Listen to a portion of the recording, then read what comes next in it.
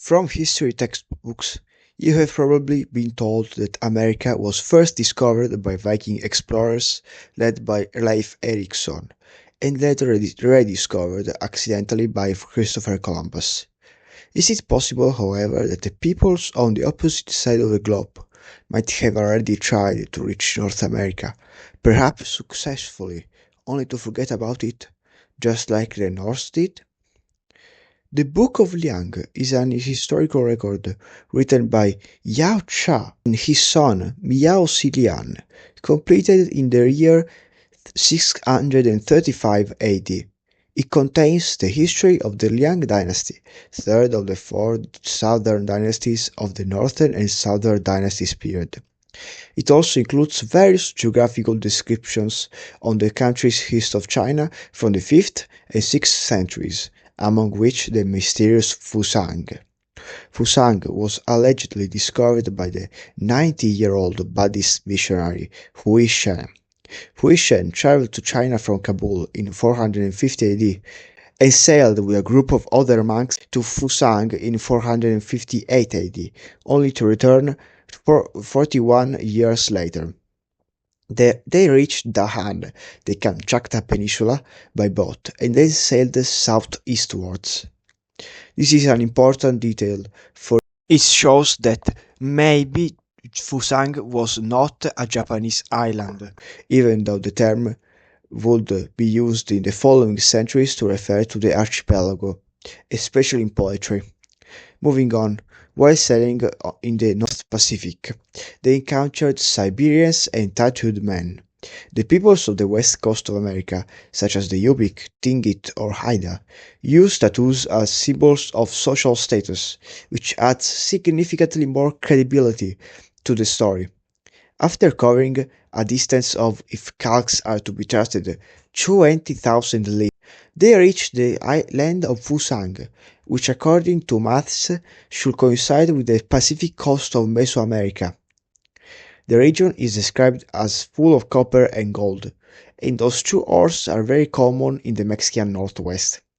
Many parts of the description of the local population reflect Mesoamerican traditions. According to Hui Shen, the inhabitants used the bark of common trees to make paper. The Mesoamericans by then were producing paper by boiling the bark of trees such as mulberry, and mulberry in the account is described as the material their houses were constructed with. The Otomi people of Mexico called such paper amate, and it was used for ceremonial garments and writing. The oldest known amate paper dates back to 75 CE. It's worth mentioning that in the ancient classic of mountains and seas and several contemporary Chinese texts, the name of this nation refers to a mythological tree of life, alternately identified as the mulberry or hibiscus, allegedly growing far to the east of China, and perhaps to various more concrete territories which are located to the east of the mainland. The monks claim the color of the clothing of the locals changed every 2 years in a cycle of 10 years that included the colors light blue, red, yellow, white, and black. This account is too specific to be verifiable, but we do know the natives of that region use such colors to dye their clothes. In Fusang, deer was used as a food and milk source, and 3 species of deer are native to the area of Mexico: the white-tailed deer, the red brocket, and the Yucatan brown brocket. The people of Fusang respected the law and were ruled by a king, and lived in a state without a true army. This is where finding an historical or fictional basis becomes very tricky. By the late 5th century AD, Mesoamerica was still a political mess, full of random kingdoms here and there, and mostly not well-defined tribes.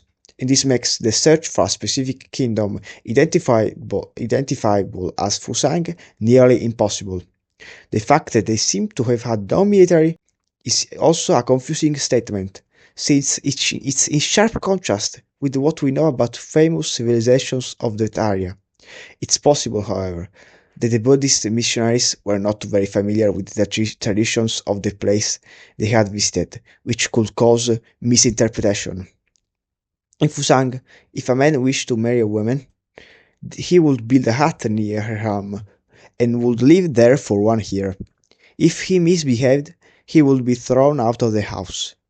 This is quite similar to the later Mayan traditions. In Mayan society, after the priest had made the ceremony in the home of the father of the bride, the son stayed in his house. The mother-in-law had to ensure that her daughter gave food and drink to the young husband, as a way of showing that they recognized the marriage. However, if he stopped working for the wife's household, he could be thrown out of the house.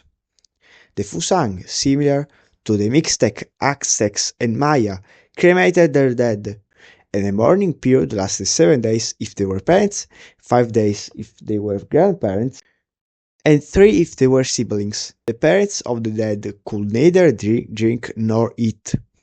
This isn't too far off from Mayan funerary traditions. When someone died, their family and close friends would begin fasting and procuring goods for the dead. Although cremation was common during Hui Shen's time in Mesoamerica, it wasn't the only form of burial, which might contradict the Book of Liang. Maybe all the discrepancies in the story can be explained by identifying the Fusang as a yet unknown obscure tribe of that time period, one among countless ones that left no trace, and the description could have been further distorted by the missionaries' difficulty in understanding the local traditions.